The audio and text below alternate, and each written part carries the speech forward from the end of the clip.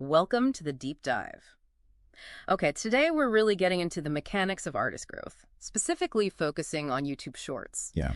Our mission here is to take all this source material we've gathered and figure out how musicians are actually hitting virality, sustaining success. We're looking at strategy, the visual hooks, SEO, Yeah. the whole package. And the scale we're talking about is, well, it's huge. Right. Over 1.5 billion logged in users every month. Wow. 70 billion views a day. That's just incredible velocity. 70 billion. But okay, the sources suggest the sheer volume isn't even the main story here. Exactly. The critical thing, the real advantage, according to this data, is the conversion ecosystem. Right. Unlike other platforms where someone sees a clip and then maybe searches for the song later, YouTube makes it frictionless. Okay. A viral short can link directly to the official music video or maybe a playlist. And crucially, the user never leaves the app. Ah, so that's the key. It means for you, the artist, every single short view isn't just like a number going up. It's a potential direct path to your main content, maybe even revenue. Zero friction. Precisely. And what the sources also highlight is how much this relies on the audience, on the fans. Oh, so. Well, fan-created shorts using artist tracks actually led to an increase of over 80% in the average artist's unique audience. That was in early 2023 data. 80%. That's massive. It really is. So there's this strategic need for artists to put out stuff that's easily sampleable. It feeds the whole thing. And this ties directly into the algorithm because, well, retention is king. Okay, retention. The number I saw was 73%. That feels almost impossibly high. Is that like the average or is that the goalpost for success? That's the benchmark that really successful videos are hitting consistently. Yeah. So if you hit, say, 65%, it just doesn't get pushed as much? Pretty much, yeah. The algorithm sees that 73% as a strong signal. And that high bar is why the ideal video length is so specific. Right, even though you can upload up to, 3 minutes?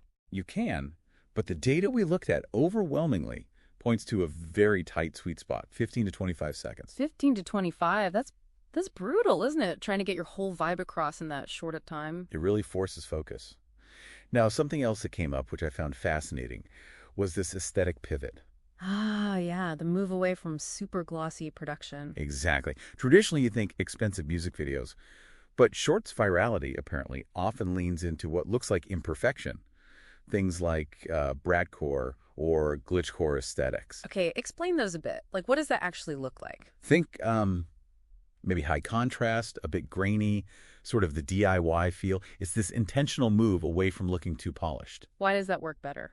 It feels more authentic, more native to the quick scroll mobile feed. Plus, high contrast stuff just pops more on a phone screen, especially if someone's scrolling outside or whatever. It stands out. Makes sense. Okay, another really practical point the material hammered home was the title. Specifically, this tight character limit. Yeah, the 40-character hook. Titles get cut off in the feed after roughly 40 characters. So you absolutely have to get your main keyword, your emotional punch, right in that first bit. You got to maximize it. And the sources even identified some, high-converting title types. Oh, yeah. Like what?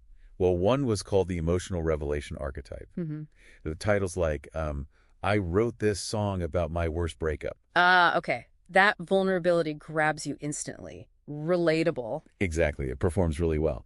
Which leads to another crucial point, the sound-off necessity. Right. Because so many people watch these things silently, scrolling on the bus, whatever. So text overlay isn't just nice to have. It's basically essential. Visual redundancy, they called it.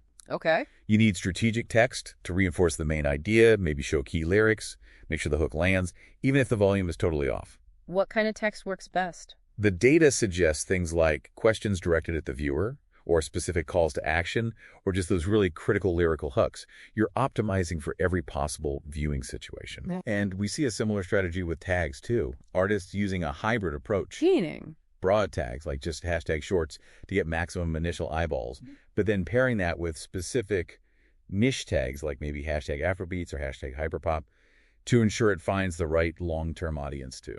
Okay, so pulling this all together, what's the big takeaway for someone listening? Well, it's that virality isn't really just luck.